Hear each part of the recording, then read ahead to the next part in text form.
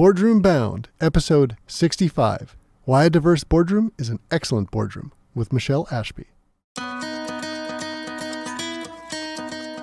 was doing everything I could to help promote, sustain, and support both sides. And so through that, I think I did a lot of things that were very beneficial to the decision makers. And I believe that was probably the activity that got noticed. Hello, and welcome to this episode of Boardroom Bound. My name is Alexander Lowry, and this is the podcast dedicated to intentional leadership in the boardroom. My goal is to give aspiring and existing directors the tips, tactics, and strategies necessary to transform your confidence and build a successful career as a board director. Quick reminder, you can get all of today's show notes at podcast.gordon.edu. Today's episode is sponsored by the Private Directors Association. PDA empowers directors to lead with confidence in a boardroom.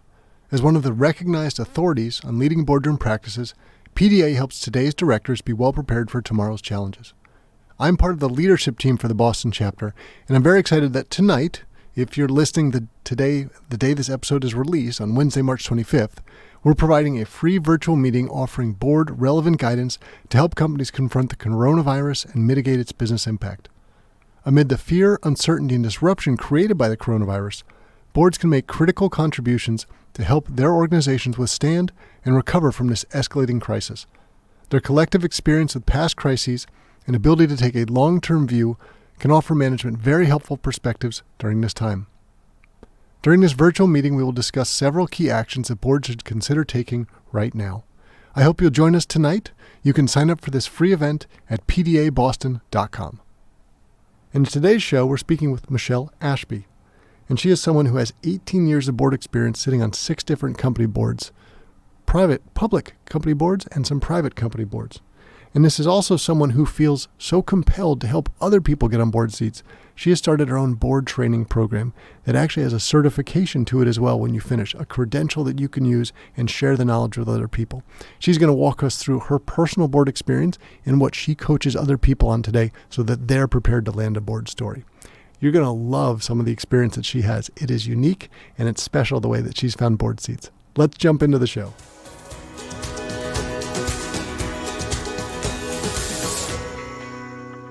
Michele Ashby, welcome to the Boardroom Bound podcast. Hi, Alexander. I'm so thrilled to be here and honored to have some time with you today. I love your show. Well, thank you. I appreciate that. And I was joking with you just before we started that I was really excited because we haven't had a metals and mining person on the show yet. Clearly an oversight, because what we want to do is help our audience understand wherever you are in your career, in the journey, in the path, in the industry, in the expertise, boards need you in all sorts of different varieties because your skill set matters. And a big part of today will be understanding how you made that journey, how you got the professionalization you need, raised your profile, did the networking, and especially now that you're training other people on how to do the exact same thing. This is very exciting, but let me start by helping the audience understand who you are and what your background was. You're a deep sector expertise. Give us a sense of how that began as your career, and then we'll stop it as you got to your first board role. Okay, perfect. Well, I actually jumped in on the finance side. So I started out as a stockbroker, decided to specialize in mining stocks because as a rookie broker, of course, they give you all the dead accounts, right. And there were a number of accounts that had some pretty bad, had lost a lot of money in gold investments.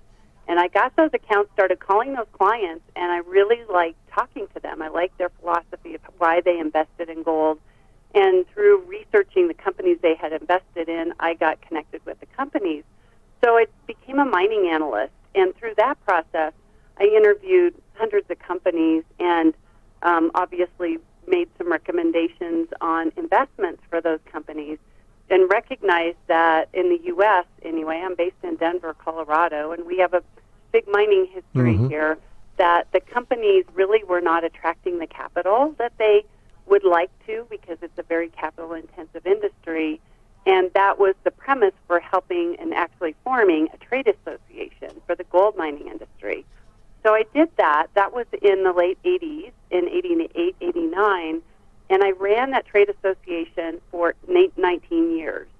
And through that process, I worked with the CEOs of all the publicly traded mining companies that produce gold in the world, which represents about 97% of all the gold produced, and their largest institutional investors, because I was putting together these very high-end investment forums all over the world for the mining companies and the investors. So that's how I got attention. Mm-hmm. And in 2005, I was invited to my first board, and I didn't even know that I was being considered to be on a board. But that's the basic background of why I ended up in mining, and it really started on the finance side. But I love mining. Now, already there's two key parts of our story that we need to talk about here. And let's begin with the trade association you built. It wasn't Machiavellian. You didn't do it to network, but clearly you were building this amazing network, talking with all the right people, learning from the CEOs, investors, the kind of people that fill boards directly or know people who are filling boards. And at that point, you were probably getting some exposure, probably doing some presentations, some sharing, some consulting, almost just by accident. Is that right? Well, I think it was very intentional, but my focus was really at the time on helping the mining companies to attract capital and to help them also deal with issues that investors have around how do we invest in mining, how do we value mining companies, et cetera, et cetera. And so I'm a nerd in that regard, and I was doing everything I could to help promote and also sustain and support both sides. And so through that, I think I did a lot of things that were very beneficial to the decision makers. And I believe that was probably the activity that got noticed. I'm guessing. But that's what, when I look back, I go, I bet that's what it was. Because I really went out of my way to try and make things better for either individual company members. Like, let's say that a CEO, that there was a merger that happened and they weren't able to talk at one of our conferences because they were in a quiet period. And so they had to pull their presentation. I would do what I could to help, support them in other ways so that they still were getting access to capital at the time that they could get it. Does that make sense? It does. And I think what I'll translate for our audience is you were building a brand. And you were doing a great job going above and beyond, and people saw that, they recognized it, and your reputation preceded you as a result, to the point where someone reached out. You said you did not know you were being considered for a board seat and said, we would like you to be a part of this organization. And I think there's a lot of people listening go, I would love that problem, right? Because most of the people are probably thinking, I'm either trying now or will be trying in the future to land a board seat, and that is something you coach people on today. So I'd love for someone to hear about what was it like when the FedEx envelope or the phone call came in and said, hey, we think you'd be a great fit to come on our board. Tell us more details about that. Well, it's interesting because I was actually on a golf course in a tournament with my trade association, our annual golf tournament, and my phone rang, and it was one of the CEOs that's a member of our group, and I knew him, I know him all pretty well, and he just said, hey, Michele, I just took controlling interest over a public company. I'm looking for some directors. I was wondering if you'd be interested in being on my board. And so the answer was, yes, of course. Always the right answer, right? I would love to talk about that. That is the right answer. And then you hang up the phone and go, I don't know all that I need to know, but I'm going to do this for sure. And you have now served on, I believe it's 6 corporate boards. And there are some people that would say, after they got the first seat, they would say, well, now that I've been on multiple, I look back and realize, like, these are the questions I should have thought about to make sure I'm in the right fit to get the right opportunity. But other people would say, well, you always seize the right opportunity and make the best of it. Looking back with your years of experience now, you're talking 18 years from being on boards. How do you think about that first opportunity when you recommend it to other people now? Well, it's different, and here's the difference. You would think as an analyst that I would do a really good job of my due diligence, and in fact, I do, but my due diligence was already done because the boards I've been invited to are all relationships, and they're people I've known for a long time, and they've known me for a long time. So it's based on trust, right? I trust that when Rob invited me to the board, he did that because he wanted something, he knew that I could bring something to the table. And I knew that I was expected to do that and that he recognized that in me. So today it's much different because when I'm training people, it's really about how do they take their expertise and their existing network and then build their brand like I did in a short period of time so that they get that recognition to be seen as a qualified board candidate. And that makes perfect sense, because one of the key things that I would stress, I'm sure you would as well, if you are given an opportunity, you need to do due diligence to make sure it's going to be a successful fit for you. And you're talking about that it already happened behind the scenes. That was part of your brand and your network that magically, in a sense, made it happen. So you were prepared for success, because you wouldn't want to get on your first board role and not have it be success, because it would be much harder to get the second. Mm-hmm. Exactly. And like here, I have the 90-10 rule. It's the Michele Ashby rule, and there's no, research behind it. But just based on my gut, 90% of us get on boards because of our network. 10% of us get on boards because of recruiting. So it's so important for us to build the relationships and to depend on those as our main focus of how we're going to get on board. And at the same time, it's super important to do your due diligence, because, in the good old days, we depend, it was really somebody's word, right? Mm-hmm. And now it's someone's word, and yet it might be 2 or 3 degrees of separation from the person that made the recommendation. So it's really, really key that you go ahead and you have, prepared questions, and you do the due diligence with, and I'm sure you've talked about that at length of what that entails for people as they're going into, a board interview, et cetera. It's interesting. I love your 90-10 rule. The numbers that I've heard vary considerably, but I think we could probably estimate maybe between 2/3 and 3/4 of board seats at least are filled by a personal network. And we can talk about that in a second, because I'm sure you've done that yourself. And in maybe the headhunters, executive search firms, like we had Bob DeVries from Spencer Stewart on recently, they probably fill the rest of them. And that's the vast majority. And the reality is, because a boardroom is a tight-knit environment making really important decisions that doesn't meet very often, has a lot to do, and you would not want to be going in there with someone that you were not able to depend upon, that someone didn't vouch for. And I know from your experience on that first board role you got onto, you very quickly helped recruit another female director. You brought another female into the C-suite. You were using your brand and reputation to do that. So let's talk about that from the other side, because here we are talking generically. Someone might put an invite out because they know you from board relationship, but you were doing that. Tell us what that feels like. There's a bit of risk, of course, right, if you're recommending a candidate. Absolutely. And again, it comes down to trust and absolutely knowing who the other person is that you're inviting into the board. And so I obviously had long-term relationships with these other people, and when the chairman asked me if I had any other suggestions for people, I put their names forward, and both of them actually did. One lady was added to the board, and the other woman became the president of the company and served, I think, for the first 3 years. Now, the world is changing rapidly, and we know that, and often for very good reasons. For example, we talk about diversity in a boardroom, and there's lots of great movements pushing this and helping raise awareness of the issue. But that first board seat that you got back in 2005, you were the first female to walk into that room. And we can probably make a guess about the metals and mining industry. Might be one of the last bastions probably to go down diversity, probably based on the history of how it's gone. What was it like? What did it feel like? And how does it feel like today if you were probably going to get placed onto a 7th corporate board in that space? So that's a great question. And I have to say that because of my long career before I was invited to the first board, of being in 2 male-dominated industries, in mining and finance, I didn't even show up as a statistic.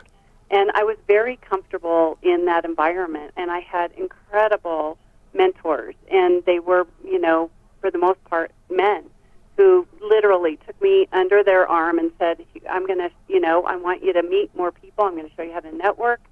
I want to show you how to do this. I want to show you how to do that. Encouraged me, invited me into the inner circle. So when I got into the boardroom, here's how I looked at it, Alexander. I went into the boardroom because of the thought process, the diversity of thought that's the term we use now. Our focus is on solving the issues at hand, right? It isn't about our gender. We're looking at what's in the middle of the table, whether it's a personnel issue or a capital raise issue. What do we each bring to the table? And we should all have a different type of background. Like, I appreciate a board that has an engineer and a geologist and, a project manager, maybe somebody with some, we have on this board someone who is a big real estate investor, so he's not in a mining space, but he's a huge real estate developer, and his expertise helps us in many ways. So the diversity that comes around the table is really about how do we solve the problem, and that's where I focus. Does that make sense? It makes absolute sense. And I think back to the first big board role I got, and I remember walking on my first session, I looked around and thought, this is pale, male, and stale. And at that point, I was really young, and that was the diversity in the room. And I thought, this is fascinating. How do we innovate if many of us are similar? I think diversity of thought is easier if there's diversity in the boardroom. So you helped recruit another female director onto the board, and I imagine you were probably conscious of the experience and the onboarding and what that was like. Can we contrast that a little bit, not only just the changing of the boardroom, but the onboarding experience? Because I know your first experience getting in that board seat wasn't ideal in terms of your onboarding, and I'm sure you counsel people about this. How do you make sure that's going to be successful? Can you talk us through what that experience was like for you, and then how you've maybe improved upon that in later board roles? Yes. So, we're looking at 2005, so it was a while ago, and again, it was really collegial, so everybody knows each other really well. And so the nuts and bolts, let's say the regulatory side of it or the compliance side of it, was really, I depended on the legal counsel and the auditors to help guide me. So like anything else in life that I've done, and, I've gone out and created things because I'm a doer, I ask a lot of questions, and I recognize pretty quickly where my, where my weak points were, and so I took the initiative and spent extra time talking to these individuals to make sure that I understood what I was doing. When you're filling out that original paperwork on your personal information form, is this being filled in correctly? Make sure you don't leave anything out, that kind of thing. So it was a learning/doing process for me. And it was a small company. So I think, for many of your audience who are probably more familiar with Fortune 500 companies, I'm more in line with Russell 3000 and the startups and the, more micro-cap companies. So these smaller companies don't necessarily have the sophistication of the bigger companies with an onboarding program.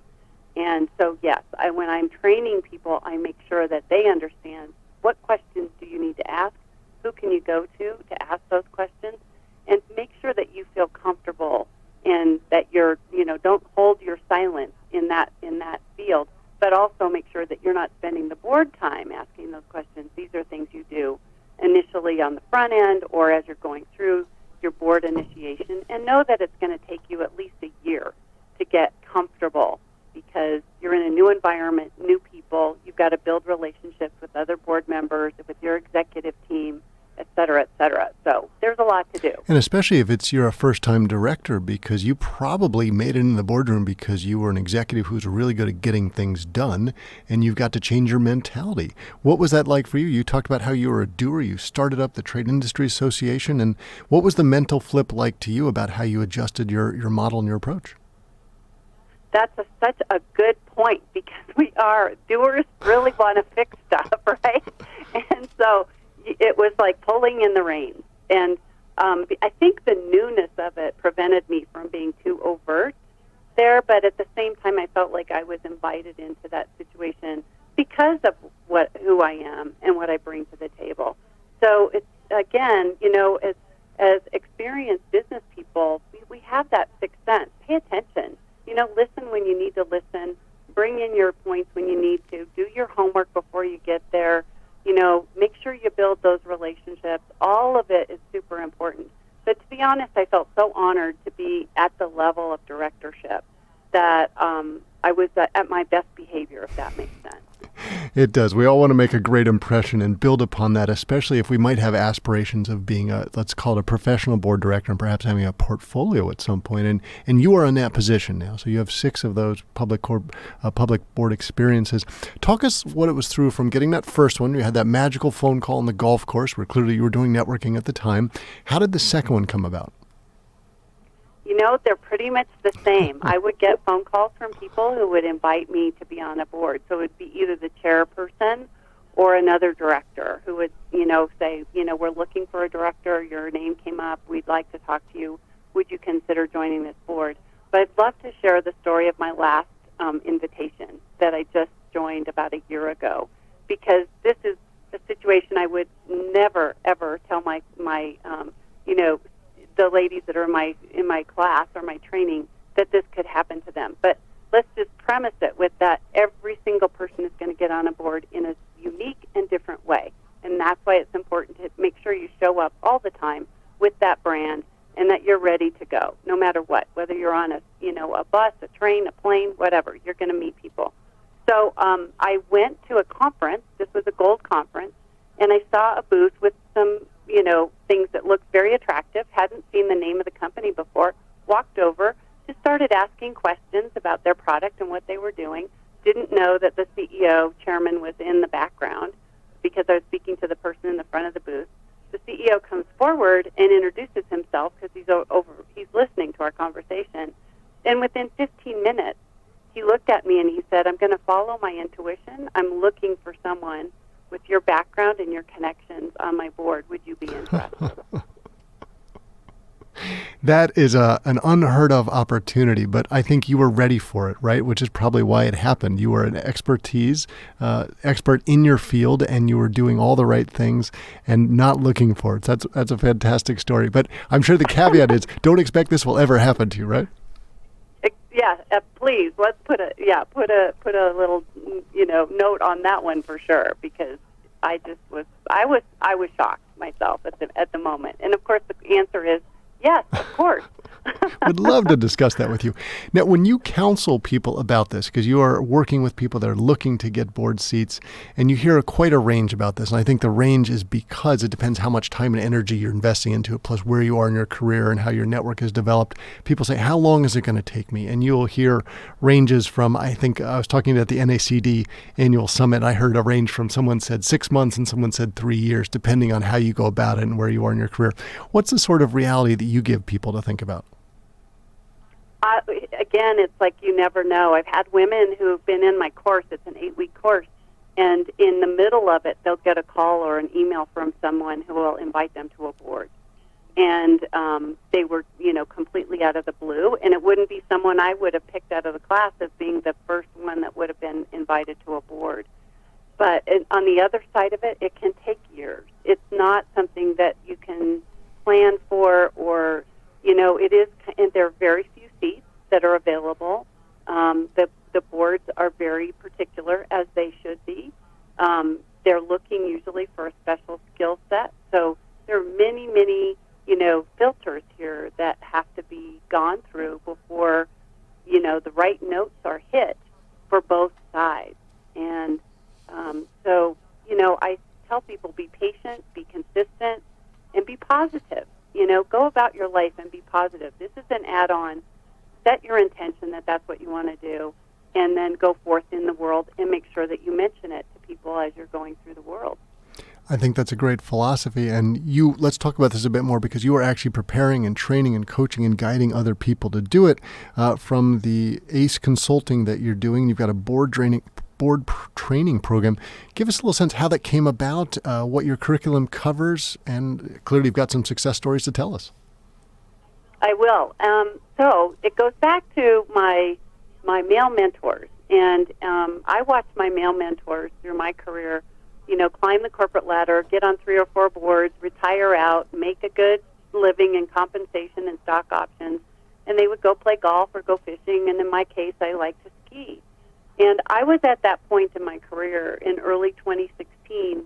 I was on 2 boards at the time, and I decided, maybe it's time for me to get on a couple more boards and go skiing. I'm a serial entrepreneur, but I didn't see much on the horizon to create, so I was like, okay, I'm going to go for it. At the same time, we start seeing all these articles about there aren't enough women on boards and blah, blah, blah. And I was baffled, because I was like, what? I don't get it, because, I worked hard and I've been invited to boards, and I look around and see successful women everywhere. Why aren't there more women on boards? So to be honest with you, I ended up having conversations with about 200 women. Now, I was in male-dominated, industries my entire career of over 3 decades. I had very few women in my group. I was really hanging out with mostly with the men, and that's where the power and the money was, and that's where I really was thriving.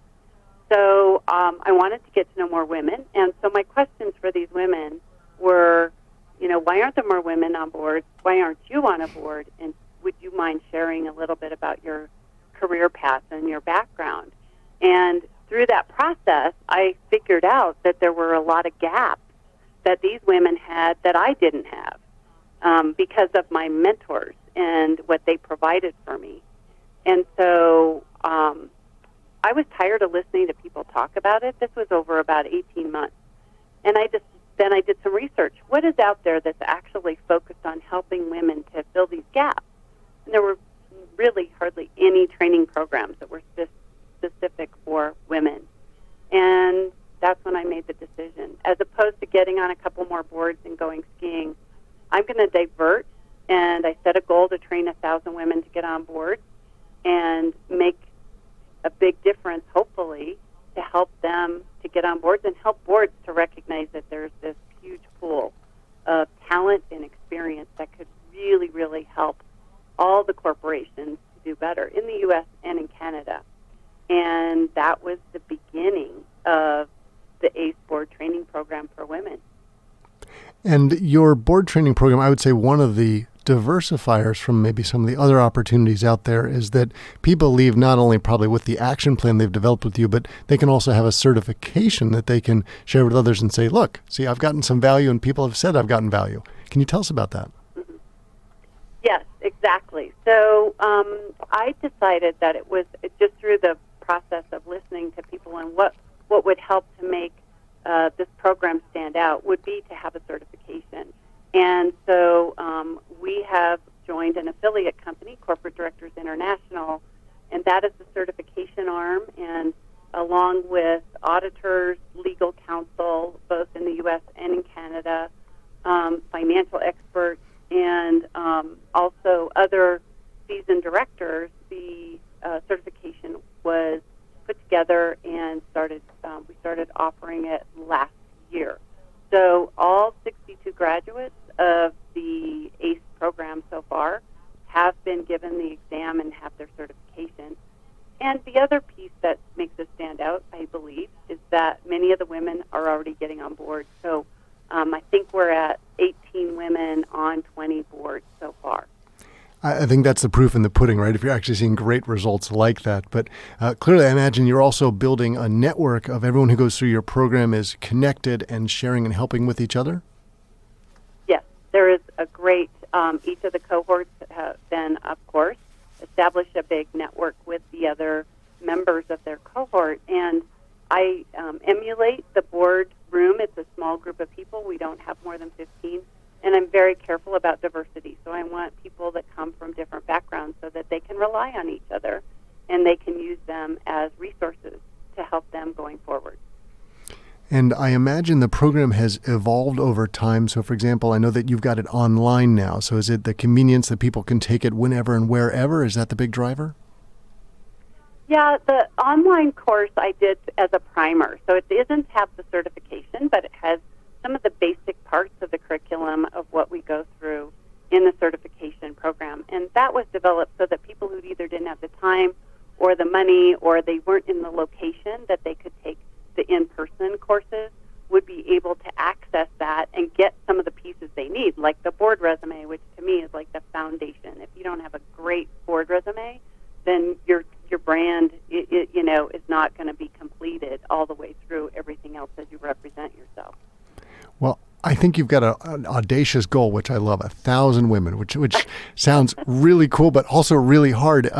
Is it going to be something you're scaling in order to do that at a massive level? Is this slowly over time? How are you thinking about it? Oh, you ask all the hard questions. I know, not that I haven't asked them myself, but as a true entrepreneur, I jump off the cliff and I don't always have a parachute, right? I don't know the answer to that exactly. And at the same time, I trust that it is going to happen and it is going to be awesome and we are going to get there. My goal, when I did my research, I looked at the pace we were moving to get women on board, and my research showed that it would take us 70 years to get to parity. And I know you're part of 2020 and there's a 30%, but I went at this going, I want parity. I want 50, 60%. I'm not looking at 2030. I'm used to being accepted in male-dominated industries as an equal and as a great participant, and I want other people to feel that, the same thing that I do on both sides. And anyway, that's what I'm going for. I'm not going to wait till I'm 70 to have it happen, and that's why I'm doing what I'm doing. Well, as a father of two daughters, I love that goal, and I am a proud member of the steering committee of the 23 Women on Boards, and we actually have a branding problem because we've gotten to the 20%, and next year 2020 anyway, so they've got to rethink that. But there's so many great groups out there. There's the 30% Club, but I get what you're saying, right? You think about college admissions, right? We know that colleges as a whole admit slightly more females than males because females, the generalization would be, are more studious in high school, get better grades, so they're more prepared for college. So parity just sort of makes sense. And the ironic part for me is actually not the boardroom, it's the C-suite, because you can see how there's this massive movement to recognize we need diversity in the boardroom. Let's go get that. And it's happening. And when you look right down below that, the C-suite overall, it's like, well, I guess that'll be the next place afterwards. And I find it interesting that we're going in that order, but it is what it is. Right, and I agree with you, and I actually have two women who've gone through my program who have become CEOs, who've been appointed, and I'm here to support women going in that trajectory into the decision-making space, whether it's the executive suite at the C-level or the boardroom. So I'm like you, in big support of both of those. And might I add that through my analysis when I was interviewing all these women, what I recognized is that we are really just victims of our own circumstances, albeit as women have come up in their careers, they may have had managed huge groups of employees on their teams. They may have run big capital budgets and had responsibility over big P&L. And yet, because they are women, they may not have gotten the title and the comp that would be relative to that. So I look at it like they are qualified, and they actually do. A lot of women have the C-suite, if you equalize it, experience, but they didn't get the title and the comp. So they did get the responsibility, though. And so that's what I work with them in looking at their board resume and bringing that out in their value propositions and how their vernacular is and the way that they speak about themselves and the way they represent themselves. So that's a big, big part of what I do when I work with women. Well, Michele, I think that's a fantastic way to wrap up today's episode, because if I take that and make it non-gender specific to everybody who's listening to this, it's all about figuring about your story, your expertise, your skill set, how you build the brand, and then take that out to the network and into the world so that you can actually get that goal and attain it that you want of finding that board director seat. And it sounds like you're doing a wonderful job helping the people that are working with you. You've clearly done it well for yourself. And I think it was a great case study to share with people today, although I will caution, I don't think it's normally going to happen the way it did for you at that trade show, but I would love to hear about anybody else who has that same story. I know, right? But that's the point, is you never know. That's why it could be a friend, a family, a stranger.